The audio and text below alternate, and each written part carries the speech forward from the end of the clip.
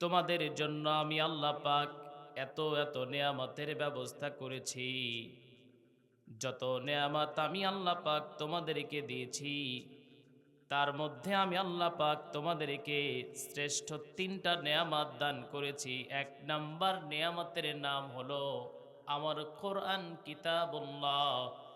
আর দুই নাম্বার যে শ্রেষ্ঠ নেয়ামতটা দান করেছি সেই নেয়ামতের নাম হলো মুহাম্মাদুর রাসূলুল্লাহ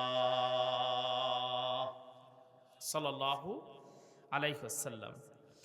আল্লাহ পাক পবিত্র কালামুল্লাহ শরীফের মধ্যে বান্দাদের জন্য এত এত নিয়ামতের কথাগুলো জানান দিয়ে দিলেন, কিন্তু তার মধ্যে আমি যত নিয়ামতগুলো খুঁজে পেলাম তার মধ্যে আল্লাহ পাক তিনটা নিয়ামত দিয়েছেন। প্রথমে বললাম কিতাবুল্লাহ, দুই নাম্বার রাসূলুল্লাহ, তিন নাম্বার হলো আমাদের পিতা আর মাতা। তিনটাই শ্রেষ্ঠ নিয়ামত। আল্লাহ পাক বলেন, বান্দারা শোনো, আমি আল্লাহ পাক তোমাদের যখন দুনিয়াতে পাঠাবো, কিন্তু ফেরেশতারা নিষেধ করেছিল, আমি আল্লাহ পাক তাদের নিষেধগুলোকে অফার করে তোমাদেরকে দুনিয়াতে পাঠালাম। আল্লাহ পাক সেটা জানিয়ে দিচ্ছেন, ওয়া ইদ ক্বালা রাব্বুকা লিল মালাইকাতি ইন্নী জাইলু ফিল আরদি খলিফা। সবাই বলি আল্লাহু আকবার। আল্লাহ পাক বলেন, আমি যখন ফেরেশতাদেরকে বললাম দুনিয়াতে আমি খলিফা প্রেরণ করতে যাচ্ছি, তখন ফেরেশতারা নিষেধ করেছিল। আমি আল্লাহ পাক তাদের নিষেধগুলো অভার করে তোমাদেরকে দুনিয়াতে পাঠালাম। কেমন করে পাঠালেন আল্লাহ পাক? আল্লাহ পাক কেমন করে আমাদেরকে পাঠালেন?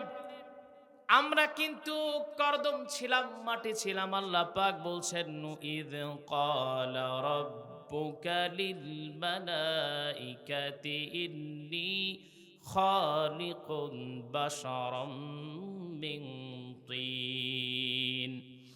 আল্লাহ পাক আমাদের কাদা মাটি থেকে বানিয়েছেন, নির্যাস থেকে বানিয়েছেন।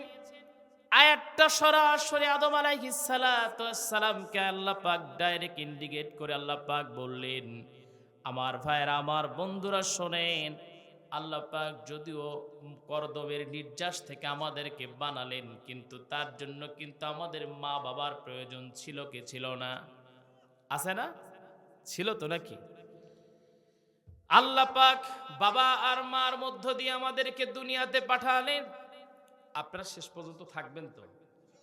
আপনারা বহু আলোচনা শুনেছেন জীবনে, কিন্তু আমি আজকে আমার মতো করে আজকে এই একটা বা আধা ঘন্টা আপনাদের আলোচনা শোনাবো।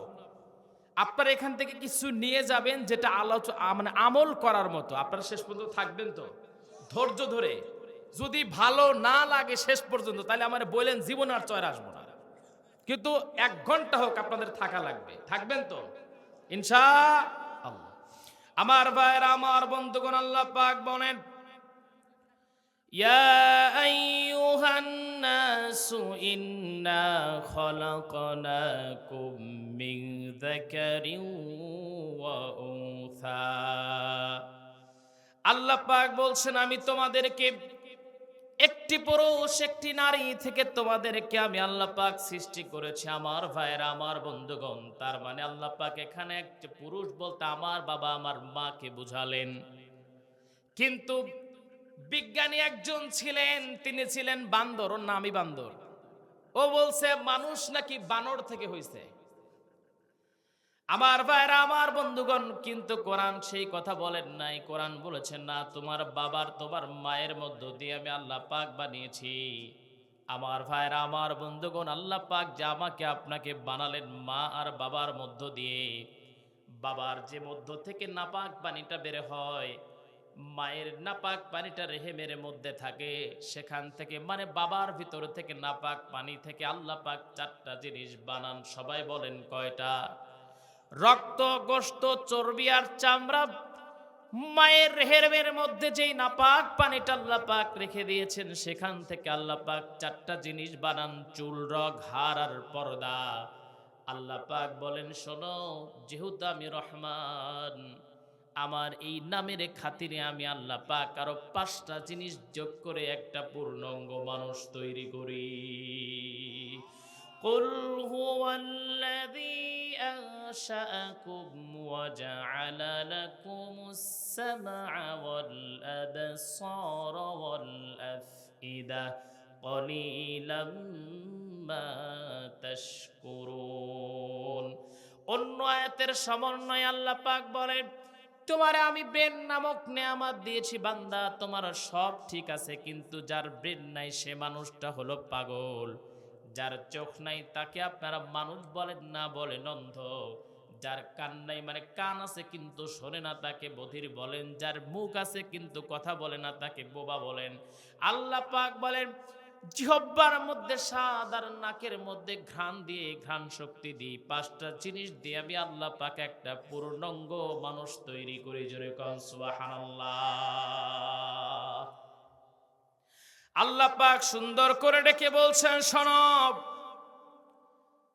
তুমি ছিলে 1 ফোঁটা নাপাক পানি, সেই নাপাক পানি থেকে আমি আল্লাহ পাক তোমাকে পূর্ণাঙ্গ রূপ দিলাম।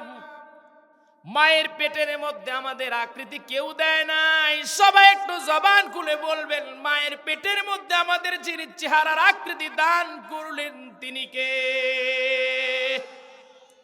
হুয়াল্লাযী ইউসাউবিরুকুম ফিল আরহামি কাইফা ইয়াশাউ লা ইলাহা ইল্লা হুয়াল আজিজুল হাকীম। সবাই বলে আল্লাহু আকবার।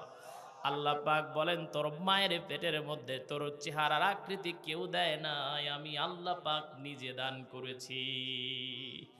একটা কিতাবের মধ্যে পড়েছিলাম, একটা মানুষের পুরো ডেড বডিটা তৈরি করে ফেরেশতারা, আর আল্লাহ পাক নিজে মানুষের মুখের আকৃতিটা তৈরি করে। এই জন্য কারোর সঙ্গে কারো চেহারার কোনো মিল নাই। আমার ভাইরা, আমার বন্ধুগণ, আল্লাহ পাক যখন আদম আলাইহিস সালাতু ওয়াস সালামকে তৈরি করলেন, তখন আল্লাহ পাক হাত দিয়ে আদম আলাইহিস সালাতু ওয়াস সালামের মুখটাকে একটু আদর করে দিলেন। এই মুখটা সাধারণ কোনো জায়গা না, আল্লাহ পাক নিজে বানিয়েছেন এই মুখটা, এই চেহারাটা বানিয়েছেন। কারণটা হলো, যেমন তার ভিন্নতা আছে, মুখের যে স্কিনটা রয়ে গেছে, স্কিনের সঙ্গে অন্য কোনো স্কিনের, অন্য কোনো চামড়া, অন্য কোনো জায়গার কোনো মিল নাই, ঠিক কিনা? আপনি যদি মুখে সাবান নেন, স্কিন ধীরে ধীরে ক্ষয় হবে, নষ্ট হবে। এই জন্য স্পেশালিটি কিছু লাগাতে হবে আপনার এই মুখে, যেমন ফেস ওয়াশ, এই ধরনের কিছু লাগাতে হবে। শ্যাম্পু মাথায় দিতে পারবেন, মুখে দিলে ক্ষতি হবে। এই স্কিনটার দাম এতটাই বেশি আল্লাহ পাক যেহেতু বানিয়েছেন, আল্লাহ পাক বলেন, বান্দা এই জন্য বানিয়েছি কারণ ওই মুখ দিয়ে জিকির করবা, আর দুনিয়ার কারণ আমি আল্লাহ পাকের জিকির করবা। জোরে কোন সুবহানাল্লাহ। কার জিকির করতে হবে? সবাই বলেন কার? আল্লাহ পাক বলেন, শোনো আমার গোলাম, আমি আল্লাহ পাক তোমাকে তৈরি করলাম।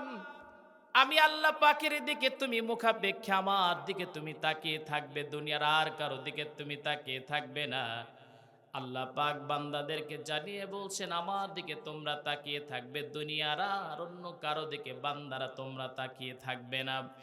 এই জন্য, কারণ আল্লাহ পাক ডেকে বলছেন, আমি তোমাদের অভিভাবক। আজকের যে আয়াতটা তেলাওয়াত করেছে, আল্লাহ পাক সুন্দর করে ডেকে বলছেন, ইন্নামা ওয়ালিয়ুকুমুল্লাহু ওয়া রাসূলুহু ওয়াল্লাযীনা আমানুল্লাযীনা ইউকিমুনাস সালাহ। সবাই বলি আল্লাহু আকবার। আল্লাহ পাক বলছেন, শোনো ও আমার গোলামেরা, আমি আল্লাহ পাক তোমাদেরকে সাজায়া দিচ্ছি। শোনো, এই দুনিয়ার মধ্যে তোমরা বন্ধু বানাবে 3 জনকে। সবাই বলেন কয়জনকে? সবাই বলেন কয়জনকে? 3 জন। 3 জন ছাড়া আর কাউরে বন্ধু বানানো যাবে না। এটা হলো খুবই গুরুত্বপূর্ণ একটা টপিক। আমি এই টপিকটা নিয়ে আজকে ভাবলাম যে আজকে অন্য একটা টপিক নিয়ে কথা বলবো, কিন্তু পরে ভাবলাম যেহেতু আমার যুবক ভাইয়েরা আজকের এই প্রোগ্রামটা সাজিয়েছেন এবং এই প্রোগ্রামটার উদ্দেশ্য এইরকমই, সেই জন্য আমি আজকে এই টপিক নিয়েছি। আজকে আমি কথা বলবো একটা খুবই গুরুত্বপূর্ণ একটা বিষয় নিয়ে, সাবজেক্ট নিয়ে, সেটা হলো বন্ধু। বলেন নাম কি? বন্ধুর কারণে মানুষ ভালো হয়, বন্ধুর কারণে মানুষ খারাপ হয়। আপনারা শেষ পর্যন্ত শুনবেন তো? আচ্ছা, ইনশাআল্লাহ। আল্লাহ পাক বলেন, শোনো, প্রথম বন্ধু অন্য কেউ নন। ইন্নামা ওয়ালিয়ুকুমুল্লাহ, এক নাম্বার তোমার বন্ধু দুনিয়ার কেউ হবে না, এক নাম্বার তোমার বন্ধু স্বয়ং আমি আল্লাহ পাক। আল্লাহ পাক বলেন, শোনো, তুমি যদি আমাকে বন্ধু হিসাবে গ্রহণ করে নাও, তাহলে আমার একটা দায়িত্ব তোমার উপর রয়ে গেছে। তুমি যদি আমাকে বন্ধু হিসেবে যদি গ্রহণ করে নাও, তাহলে আমার একটা দায়িত্ব রয়ে গেছে তোমার উপরে। সেই দায়িত্বটা হলো, আল্লাহু ওয়ালিয়ুল্লাযীনা আমানু ইউখরিজুহুম মিনাজ যুলুমাতি ইলান নূর। যখন একটা বন্ধুকে আপনি রিয়েলি বন্ধু হিসাবে পাবেন, যদি আপনি তার সাথে রাস্তায় হাঁটতেছেন, এমনটা রাস্তায় হাঁটার সময় দেখতে পেলেন একটা ট্রাক অথবা একটা বাস এসে আপনার বন্ধুকে ধাক্কা মারবে, তখন আপনি কি কাজ করবেন? ধাক্কা দিয়ে বন্ধুকে সরায়া দিবেন, অথবা বন্ধুকে হাত ধরে সরায়া নিয়ে আসবেন তার ভালোর জন্য, নাকি বলেন? আল্লাহ পাক বলেন, যেহেতু আমি তোমার বন্ধু, সেই জন্য আমি আল্লাহ পাকের তো একটা দায়িত্ব আছে। যখন আমারে বন্ধু হিসেবে গ্রহণ করে নিবি, তখন সেই দায়িত্বটা আমি আল্লাহ পাক পালন করব। এই আয়াতটার মধ্যে আল্লাহ পাক বলেন যে দায়িত্বটা পালন করব সেটা হলো, তোকে অন্ধকার থেকে আমি আল্লাহ পাক আলোর রাস্তা দেখায়া দেব। সুবহানাল্লাহ। আল্লাহ পাক নিজে আমাকে অন্ধকার থেকে আলোর রাস্তা দেখাবেন। অন্ধকার বলতে শিরিক, অন্ধকার বলতে কুফর, অন্ধকার বলতে বিদআত। সব বলেন ঠিক কিনা? আমার ভাইয়েরা, আমার বন্ধুগণ, এর পরের স্টেপে আল্লাহ পাক বলছেন, ওয়াল্লাযীনা কাফারু আউলিয়াউহুমুত তাগুতু ইউখরিজুনাহুম মিনান নূরি ইলাজ যুলুমাত।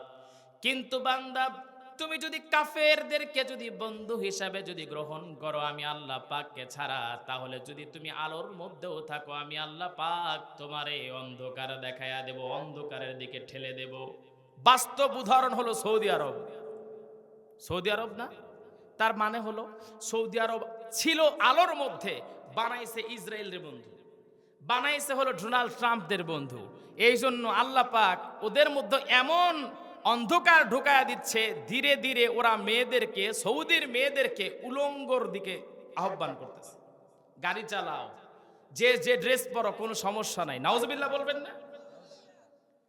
আমার ভাইরা, আমার বন্ধুগণ, আল্লাহ পাক বলেন শুধু তাই না, যদি তুমি আমাকে অভিভাবক আর বন্ধু হিসেবে যদি গ্রহণ করো, বালিল্লাহু মাওলাকুম ওয়া হুয়া খায়রুন নাসিরিন। যদি তোমরা আমি আল্লাহর অভিভাবক হিসেবে যদি গ্রহণ করে নাও, আমি আল্লাহ পাক সকল জায়গায় তোমাদের সহযোগিতা করব। সুবহানাল্লাহ। আপনার ছেলের চাকরি হয় না, আপনার ব্যবসার মধ্যে লস, কিন্তু যদি আপনি আল্লাহকে বন্ধু বানান, অবশ্যই আল্লাহ পাক আপনাকে সব জায়গায়, সব সেক্টরে আল্লাহ পাক আপনাকে সহযোগিতা করবেন। জোরে কোন সুবহানাল্লাহ। কিন্তু আল্লাহ পাক বলেন, শোনো, কাফেরদের বন্ধু বানানো যাবে না। আল্লাহ পাক বলছেন, ইয়া আইয়ুহাল্লাযীনা আমানু লা তাত্তাখিযুল ইয়াহুদা ওয়ান নাসারা আউলিয়া। ইহুদি এবং নাসারাদেরকে বন্ধু বানানো যাবে না। আমার ভাইরা, আমার বন্ধুগণ, ইহুদিরা আমাদের কেমন শত্রু এইটা আমাদের জানার দরকার আছে না নাই? আমরা ইহুদিদের বন্ধু বানাবো না। এই জন্য বানাবো না, শোনেন, শানে রিসালাতের মধ্যে আমি একটা ঘটনা পেয়েছিলাম। শানে রিসালাতের মধ্যে যেই ঘটনাটা পেয়েছিলাম, অবাক হয়ে গেলাম। এই আয়াতটার সঙ্গে এই ঘটনাটার কতটুকু সুন্দর একটা সাদৃশ্য রয়ে গেছে। লোকটার ছিল, তিনি ইহুদিদের পাদ্রী ছিলেন। লোকটার নাম ছিল জালবিব। এই জালবিব, তার একটা সন্তান ছিল, সেই সন্তানের নাম ছিল হুবহাব। এই জালবিব তিনি একজন পাদ্রী, খ্রিস্টানেরা তাকে বড় সম্মান করেন, মর্যাদা দেন, ভালোবাসেন। তার যে সন্তান ছিল, সন্তানের নাম ছিল হুভাব। হুভাবকে তিনি এত ভালোবাসেন, কারণ এই হুভাব পাদ্রী তার ছেলেকে ভবিষ্যতে পাদ্রী বানাবে, এটাই স্বাভাবিক। এই হুভাবকে এত সুন্দর করে তিনি গড়ে গড়ে তুলছেন যেন ভবিষ্যতে তিনি একজন পাদ্রী হতে পারেন। জালবিব যেই কাজটা করলেন, সন্তানের ভবিষ্যতের কথা চিন্তা করে তাওরাত, জাবুর, ইনজিল এই কিতাবগুলোর মধ্যে থেকে নিয়ে জালবিব যেই কাজটা করলেন, নবীজির আসবেন, তার অবয়ব, তার বর্ণনা, তার আকৃতি কেমন হবে, এটা আল্লাহ পাক সব কিতাবের মধ্যে দিয়ে দিয়েছেন। জোরে কোন সুবহানাল্লাহ। জালবিব সেই কিতাবগুলোর মধ্যে থেকে নবীজির এই দেহের মধ্যে কেমন আলামত থাকবে, কেমন চেহারা হবে, সেগুলো তিনি সুন্দর করে একটা কাগজের মধ্যে থেকে নিয়ে শেষ পর্যন্ত এই জালবিব তার সন্তানকে এটা পড়তে দিবেন। কিন্তু একদিন যখন লেখা শেষ হয়ে গেল, ঘরের মধ্যে প্রবেশ করলেন। ঘরের মধ্যে প্রবেশ করে কাচের বাক্সের মধ্যে এই লেখনীটাকে তিনি আটকায়া ফেললেন, দরজা লাগায়া দিলেন।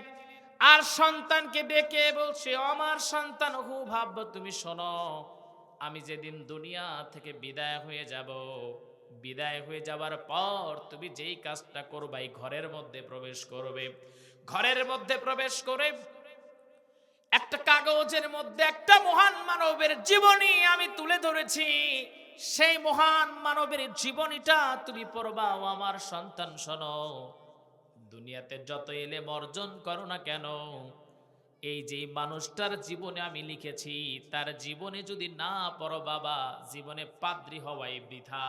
তার মানে আপনি যেই ধর্মের মানুষ হন না কেন, খ্রিস্টান ধর্মের, হিন্দু ধর্মের ঠাকুররা পর্যন্ত, খ্রিস্টান ইহুদিদের পাদ্রীরা পর্যন্ত নবীজির জীবনী সুন্দর করে পড়ে। জোরে কোন ঠিক কিনা?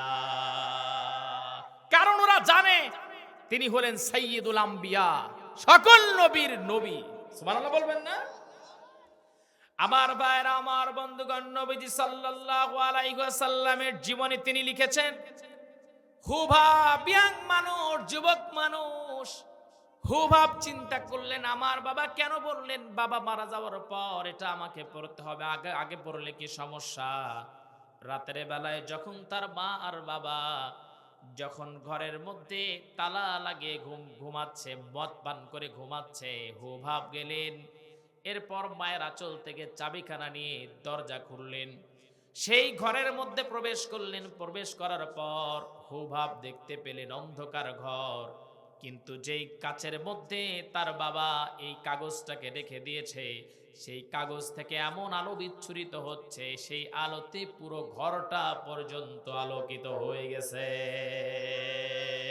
ইন্নুয়া খোকা বরনা কোই नुसरफ ही नहीं है, सरतार तुम्हारा रुपए ज़ेबा नजरा, या रब दिखा दे याद की सब जलवाए हदी, या रब दिखा दे, या रब दिखा दे याद की सब जलवाए हदी, एक बार को अता हो, एक बार को अता हो जियारत रसूल की, आह जन्नत में लेके जाएगी चाहत रसूल की। সবাই বলে আল্লাহু আকবার। আমার ভাইরা, আমার বন্ধুগণ, হুভাব এবার দেখলেন সেই কিতাব, সেই কাগজের মধ্য থেকে আলো বের হচ্ছে। তিনি নিলেন, তিনি বুঝতে পারলেন এই কিতাবটাই কাগজের মধ্যে আমার বাবা যার জীবনী লিখেছে, সাধারণ কোনো মানুষ সে হতে পারে না। কিতাবটাকে নিয়ে তিনি পড়তে লাগলেন, কাগজটাকে নিয়ে তিনি পড়তে লাগলেন। যতই পড়েন ততই মুগ্ধ হয়ে যান, যতই পড়েন তত অবাক হয়ে যান, যতই পড়েন ততই চোখের পানি ফেলে ফেলে কান্না করেন। যত সুন্দর জীবনী তিনি জীবনে আর কোনোদিন পড়েন নাই। হুবাব যখন এমন পাগলের মতো করে কান্না করেন, নবীজির প্রেমে আসক্ত হয়ে গেলেন অটোমেটিকলি। এরপরে পড়তে পড়তে যখন ভোর হয়ে গেছে, হুবাবের মা আর বাবা ঘর খোলা দেখে ঘরের মধ্যে প্রবেশ করলেন। সন্তানকে এই অবস্থায় দেখলেন, আর ডেকে বলছে, হুবাব তোমাকে নিষেধ করেছিলাম তুমি এর জীবনীটা পড়বে না, কিন্তু কেন তুমি তার জীবনীটা পড়লা? হুবাব ডেকে বলছে, বাবা, যার জীবনী আপনি লিখেছেন তার জীবনী এত সুন্দর, আমার জীবনে এত সুন্দর মহান মানবের জীবনী আর কারো জীবনী আমি পড়ি নাই। তিনি এত সুন্দর একজন মানুষ। এই কথা বলা মাত্রই হুবাব তার বাবা হুবাবকে মারতে লাগলেন, আর ডেকে বললেন, হুবাব আমি তোমাকে আগেই নিষেধ করেছিলাম। আমার ভাইয়ের, আমার বন্ধুগণ, কেউ যদি মনোযোগ দিয়ে নবীজির জীবনী যদি পড়ে, আল্লাহর কসম করে বলতে পারি, আল্লাহর কসম করে বলতে পারি, মনোযোগ দিয়ে পড়লে নবীজির প্রেমে পড়তে বাধ্য হবে, ঠিক কিনা? এখানে কয়জন বাবা আছেন ছেলেরে আপনি নবীজির বই কিনে দিয়েছেন? একজন হাত তোলেন। যাক, আলহামদুলিল্লাহ, একজন পাইছে।